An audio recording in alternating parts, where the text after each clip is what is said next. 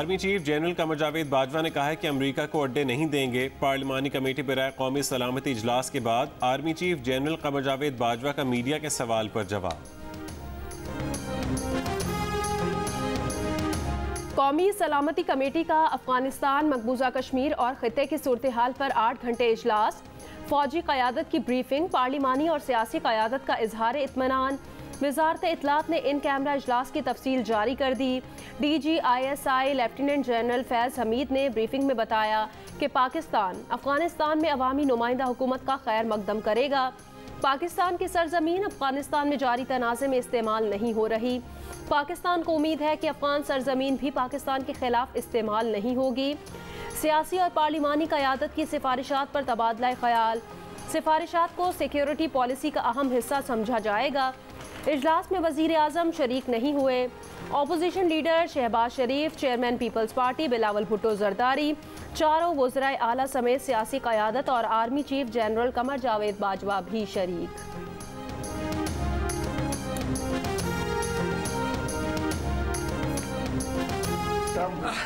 किन किन चीज़ों पे हुई है? लंबी बात हो गई यार, 8 घंटे हुई है और अभी और फिर भी इतला दें कि नामुकम्मल है, दोबारा होगा। तो आगे की सेशन जो दूसरे दोबारा ईद से पहले होगा। वफाकी वज़ीर इत्तलात फवाद चौधरी कहते हैं कि इजलास में तफसील से बात हुई, कोई इख्तिलाफ सामने नहीं आया। आर्मी चीफ, DGISI समेत अस्करी क़यादत ने बात तवज्जो से सुनी। अफगानिस्तान और दीगर मामलात पर पूरी सियासी क़यादत का नुक्ता नज़र आया। कौमी सलामती कमेटी का आइंदा इजलास ईद से पहले होगा।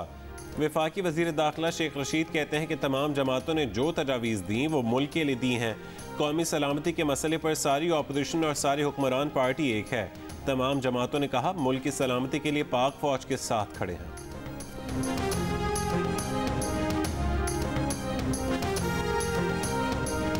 मेरा ख्याल है कौमी सलामती के मसले पे सारी अपोजिशन और सारी हुक्मरान पार्टी एक है। तमाम पार्टियों ने जो तजावीज़ दी हैं वो मुल्क के लिए दी हैं और तमाम लोगों का एजेंडा एक है। मुल्क में कोरोना से मजीद 24 अफराद दम तोड़ गए। अमवात की मजमूई तादाद 22,345 हो गई। NCOC के मुताबिक 24 घंटों के दौरान तकरीबन 47,000 टेस्ट किए गए थे, जिनमें कोरोना के मुस्बत केसेस की तादाद तकरीबन 1300 रही। मुस्बत केसेस की शरह 2.7% रही। अमेरिका से मॉडर्ना वैक्सीन की 25 लाख इमदादी खुराकें आज पाकिस्तान पहुंचेंगी। बैरून ममालिक जाने वालों को मॉडर्ना वैक्सीन लगाने से मुतालिक जल्द हिकमत अमली तय की जाएगी। एस्ट्राजेनेका वैक्सीन की मजीद खुराकें रवा माह मिलने की तवक्कुआत हैं। फाइजर एस्ट्राजेनेका के इस्लामाबाद में किल्लत, बैरून मुल्क जाने वालों को मुश्किलात बढ़ गई। हम इसराइल को हम रिकग्नाइज नहीं करते क्योंकि वो जो जुल्म किया उन्होंने फ़लस्तीनियों पे, लेकिन उन्होंने उस रेगिस्तान के अंदर जो टेक्निक्स इस्तेमाल की है पानी की, जो उसने रेगिस्तान में जिस तरह की चीज़ें उगाई हैं, तो हमारे पास तो वो इतना इलाका पड़ा हुआ है, क्योंकि वहाँ इलाका थोड़ा था, बारिश भी नहीं थी, तो उन्होंने अपना जहन लड़ा के उसी रेगिस्तान को कहाँ से कहाँ पहुँचा दिया। वज़ीर आज़म इमरान खान ने कहा है कि फूड सिक्योरिटी असल में नेशनल सिक्योरिटी है। इस्लामाबाद में किसान कन्वेंशन से खिताब, बोले हमें भी इमदाद की आदत हो चुकी है, खाने पीने की अशिया ऐसे ही इंपोर्ट करते रहे तो मसाइल बढ़ जाएंगे। कहा हम फ़लस्तीनियों पर जुल्म की वजह से इसराइल को नहीं मानते, लेकिन इसराइल ने तकनीक इस्तेमाल करके रेगिस्तान में इतनी चीज़ें उगा दी हैं। इसराइल ने अपना जहन लड़ाकर रेगिस्तान को कहाँ से कहाँ पहुँचा दिया है। बोले कम्युनिस्ट पार्टी ऑफ चाइना ने एक ऐसा मुतबादिल निज़ाम दिया है जिसने तमाम मगरबी जमहूरियतों को मात दी है।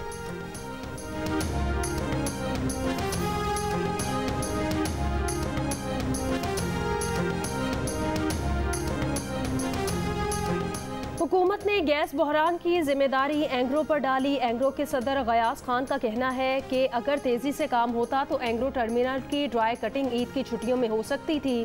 प्रोग्राम आज शाहजेब खानजादा के साथ में गुफ्तगू। कहा सुई सदरन गैस कंपनी के साथ बहुत ज़्यादा ख़तों किताबत की गई, 70 खतूत मौजूद हैं।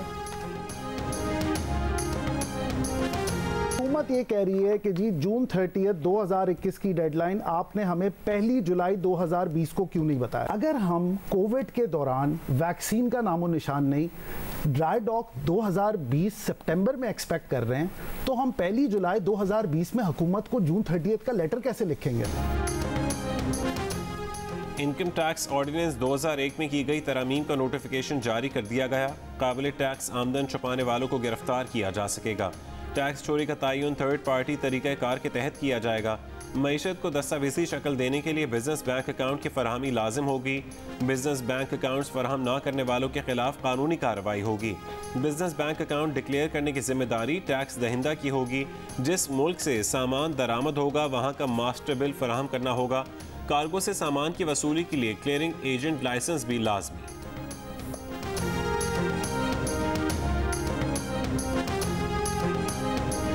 इलेक्शन कमीशन का वजीर आला पंजाब को लग्जरी गाड़ी और प्लॉट्स के मामले पर नोटिस सालाना जाहिर किए जाने वाले असासों के गोशवारे में मुबैना तजाद पर भेजा गया। नोटिस में कहा गया कि उस्मान बुजदार कमीशन को अपने असासों पर 9 मई को जारी नोटिस का 1 हफ्ते में जवाब दें। PP 38 सियालकोट में ज़िमनी इंतखाब ज़ाब्ता अखलाक की खिलाफ वर्जी पर वज़ीर इंसानी हुकूक एजाज आलम को भी नोटिस। 3 दिन में तहरीरी वजाहत पेश करने के अहकामात। वज़ीर ने तहरीक इंसाफ के उम्मीदवार की इंतखाबी मुहिम में शिरकत की थी। हतमी उम्मीदवारों की फहरिस्त भी जारी। 8 उम्मीदवार मैदान में हैं। 5 आज़ाद उम्मीदवारों को भी इंतखाबी निशान अलॉट।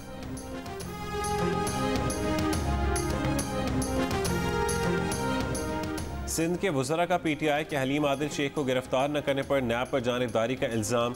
सईद गनी ने कहा कि नैब में थोड़ी बहुत शर्म व हया है तो गैर जानिबदारी का मुजाहरा करे। कब्जे का इल्ज़ाम दुरुस्त मानने के बावजूद हलीम आदिल शेख गिरफ्तार न हुए तो साबित हो जाएगा कि नैब ने एंटी करप्शन से बचाने के लिए केस अपने हाथ में लिया। MQM के एहतजाज के ऐलान पर बोले, एहतजाज की आड़ में लोगों में नफरत पैदा करने की इजाज़त नहीं है।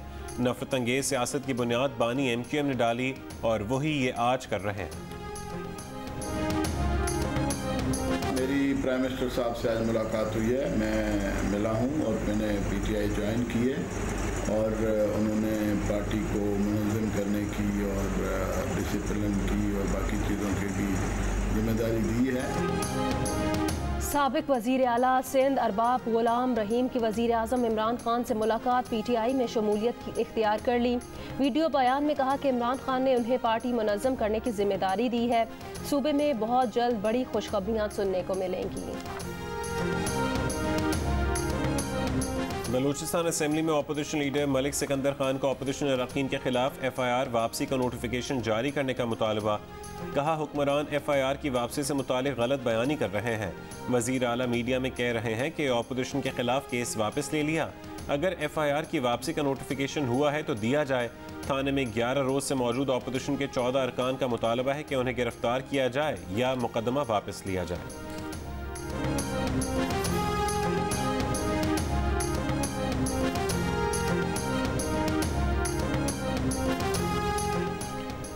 सेनेट की कायमा कमेटी कानून और इंसाफ का सेनेटर अली जफर की ज़ेर सदारत इजलास। ख़वातीन का विरासती हुकूक नफाज तरमीमी बिल मंजूर। ख़वातीन को विरासत के हक से महरूम करने की सूरत में विफाकी मोहतसिब के फैसले के खिलाफ सदर मुमलिकत से रुजू किया जा सकेगा। इजलास में इंसदाद रेप ऑर्डिनेंस 2021 और भारतीय जासूस कुलभूषण जाधव को अपील का हक देने से मुतालिक ऑर्डिनेंस पर गौर वक्त की कमी के बायस मौखर कर दिया गया। इसराइल को तस्लीम करने का सवाल ही पैदा नहीं होता। तर्जुमान दफ्तर खारजा का बयान। कहा, पाकिस्तान इसराइल और दीगर ममालिक के साथ मुश्तरका नेवल मशकों सी ब्रीज में बतौर मुबस्सिर शिरकत कर रहा है। शिरकत का हरगिज़ मतलब नहीं कि इसराइल के बारे में पॉलिसी में तब्दीली आई है। कहा, फ़लस्तीन का दारुल हुकूमत अल-कुद्स शरीफ होना चाहिए। पाकिस्तान चाहता है कि इसराइल 1967 से पहले की पोजीशन पर अपनी सरहदों को लाए। जाहिद हफीज़ चौधरी ने अफगानिस्तान की सूरत हाल पर कहा कि पाकिस्तान अफगानिस्तान में फ़ौजी टेक ओवर का हामी नहीं, भारत का अफगानिस्तान में किरदार खराबी पैदा करने वाले का है। पाकिस्तान और अमेरिका मिलकर काम कर रहे हैं। ख्वाहिश है कि अमेरिका के साथ वर्किंग रिलेशनशिप को मज़ीद मजबूत किया जाए।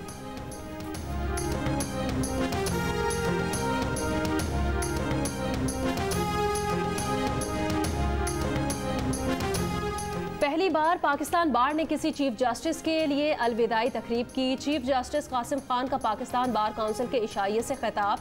कहा, हम सब का काम आइन की बालादस्ती और कानून की हुक्मरानी के लिए काम करना है। हमारे पास पिसे हुए साइल आते हैं, हमें चाहिए उन्हें कानून के दायरे में रहकर इंसाफ दें। हम सबको अपनी हुदूद में रहना है, किसी को अपनी हुदूद से बाहर नहीं निकलना। नैब कराची में रीजनल बोर्ड का अहम इजलास, KMC एम्प्लॉयज़ कोऑपरेटिव सोसाइटी के खिलाफ रेफरेंस की मंजूरी का फैसला।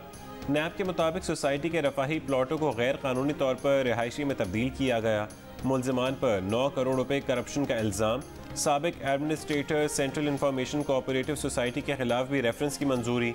मोहम्मद अदनान पर 10 करोड़ रुपए से ज़्यादा करप्शन का इल्ज़ाम। खालिद हुसैन और दीगर के खिलाफ भी रेफरेंस की मंजूरी। मुलजमान ने चेयरमैन नैब के नाम पर अवाम को लूटा। बोर्ड ऑफ रेवेन्यू के अफसरान के खिलाफ इंक्वायरी तफ्तीश में मुंतकिल करने का फैसला।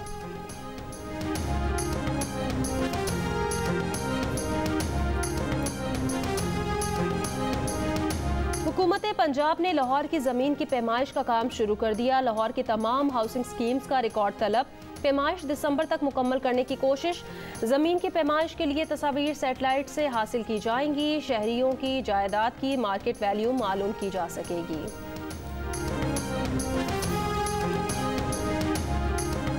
लाहौर की वहादत कॉलोनी में बरतानिया पलट लड़की से ज्यादती का केस। मुतासर लड़की रिकॉर्ड याफ्ता है। कई मुकदमात में मुलजिमा और कई में मुदय्या है। पुलिस का कहना है कि लड़की ने इंदराज मुकदमे के लिए शनाख्ती कार्ड नंबर कवायफ गलत जमा करवाए। FIR में दर्ज मोबाइल नंबर भी गलत निकला। ज्यादती की तस्दीक के लिए मेडिकल भी नहीं करवाना चाहती। मुलजिम का दावा है कि लड़की नशा करती है, नशे से रोकने पर मुश्तिल हो गई थी।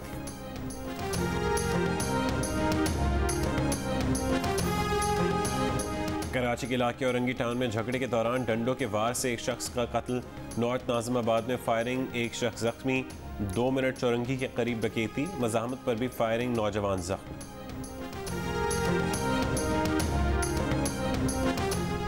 लाड़काना में मुबैना तौर पर मुलाजमत का झांसा देकर खातून को बैरून मुल्क भेजकर बेचने का मामला।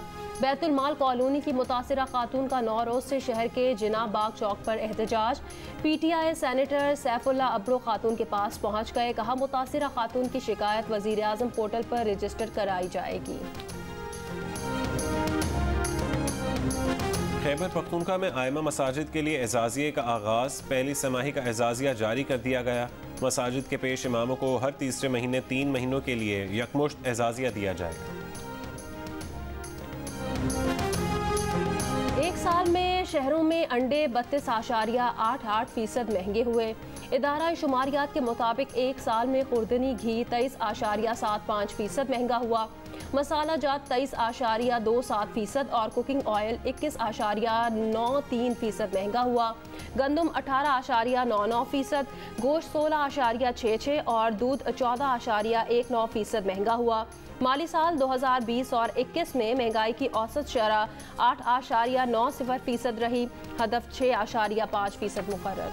माली साल 2020-21 में मुहासिल के असूल में रिकॉर्ड 18% इजाफा। FBR के मुताबिक जुलाई से जून 4,732 अरब रुपए का नेट रेवेन्यू हासिल किया। मुकर्रर करदा हदफ 4,691 अरब रुपए से 41 अरब ज़्यादा है। पिछले साल इस अरसे में हासिल करदा नेट रेवेन्यू 3,997 अरब रुपए था। लेडी डियाना के मुजस्मे की लंदन में नकाब कुशाई। वालदा की 60वीं सालगिरह की तकरीब में बरतानिया के दोनों शहजादों की शिरकत। रूठे हैरी की बड़े भाई विलियम से मुख्तसर बातचीत, ज़्यादा गर्मजोशी नजर ना आ सकी। तकरीब में लेडी डियाना की दोनों बहनों और भाई की भी शिरकत। लेडी डियाना 1997 में पेरिस में कार हादसे में इंतकाल कर गई थी।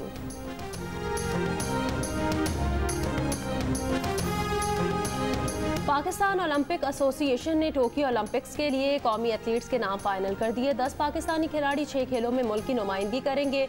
नजमा परवीन 200 मीटर रेस में शरीक होंगी। शूटिंग में GM बशीर खलील अख्तर और गुलफाम जोसेफ एक्शन में होंगे।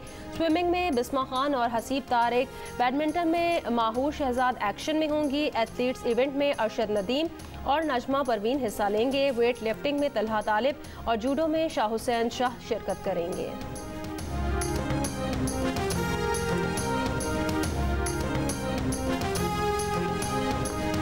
Derby intra squad match. Babar Azam 11 ने पहला इंट्रा स्क्वाड प्रैक्टिस मैच जीत लिया। शादाब खान 11 को 164 रन से शिकस्त का सामना।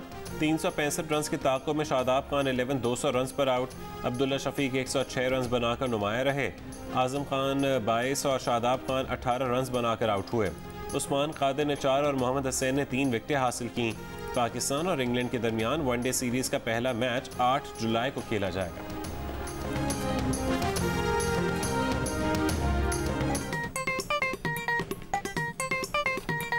आस्तीन चढ़ाओ वैक्सीन लगाओ, आस्तीन चढ़ाओ वैक्सीन लगाओ। वैक्सीन जो है महफूज भी है और मुफ्त भी है। क्या मुफ्त भी है? हाँ मुफ्त भी है, तो अपना तुम हिचकिचाओ, आस्तीन चढ़ाओ वैक्सीन लगाओ, आस्तीन चढ़ाओ वैक्सीन लगाओ। वैक्सीन को हाँ और कोरोना को ना, आस्तीन चढ़ाएं, वैक्सीन लगवाएं। डोंकी किंग मंगू ने वैक्सीन एंथम बना लिया। और गर्मी का मुकाबला करने के लिए कहीं गुड़ का शरबत तो कहीं गन्ने का रस। मुख्तलिफ शहरों में देसी शरबत और रस का इस्तेमाल बढ़ गया।